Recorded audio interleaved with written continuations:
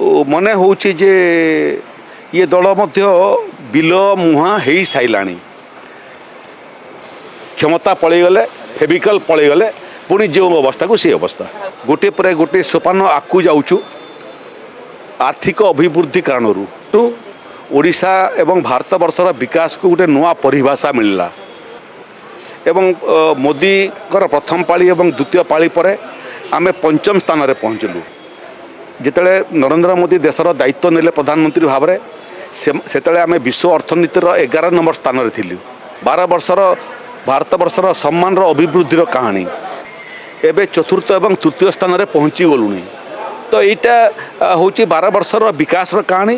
ତେଣୁ ସମୟ 12 ବର୍ଷ ଯେତିକି ମହତ୍ତ୍ୱପୂର୍ଣ୍ଣ, ଏ 12 ବର୍ଷର ସଫଳତା ତାଠୁ ଅଧିକ ମହତ୍ତ୍ୱପୂର୍ଣ୍ଣ। ଦେଖନ୍ତୁ ସେ ସମସ୍ୟା ବାବଦରେ ମାନ୍ୟବର ପ୍ରଧାନମନ୍ତ୍ରୀ ଅବଗତ ଅଛନ୍ତି। ନିର୍ଦ୍ଦିଷ୍ଟ ରାଜ୍ୟ ପାଇଁ ନୂଆ ଯୋଜନା ଘୋଷିତ ହୁଏ ନାହିଁ, କିନ୍ତୁ ହଁ ଓଡ଼ିଶାର ଗୁଡ଼ିଏ ଯେଉଁ ସମସ୍ୟା ଅଛି ମନେ ହେଉଛି ଯେ ଇଏ ଦଳ ମଧ୍ୟ ବିଲ ମୁହାଁ ହେଇସାରିଲାଣି। ଓଡ଼ିଶାକୁ ବିଗତ 12 ବର୍ଷ ଭିତରେ ପର୍ଯ୍ୟାପ୍ତ ଧନରାଶି ମିଳିଛି ଓଡ଼ିଶାର ବିକାଶ ପାଇଁ। କ୍ଷମତା ଥିବା ପର୍ଯ୍ୟନ୍ତ ଫେଭିକଲ୍ ଭଳିଆ ସମସ୍ତେ ଯୋଡ଼ି ହେଇକରି ଥାଆନ୍ତି। ବିଜୁ ଜନତା ଦଳ ଏକ ବିଚାରଧାରା ଆଧାରିତ ଦଳ ନୁହଁ, ଏହା ଏକ କ୍ଷମତା ସର୍ବସ୍ୱ ପାର୍ଟି ଏବଂ କେବଳ 12 ବର୍ଷ ଲମ୍ବା ସମୟ ବିଷୟ ନୁହଁ, ଇଏ 12 ବର୍ଷ ଭିତରେ ଏଭଳିଆ ଐତିହାସିକ ସଫଳତାର ସହିତ 12 ବର୍ଷ ନିଜକୁ ନିୟୋଜିତ କରିସାରିଛି। କାଶ୍ମୀରରେ 35 କ ଧାରା କିଏ ଆଶା କରିନଥିଲେ ଉଚ୍ଛେଦ ହେଲା।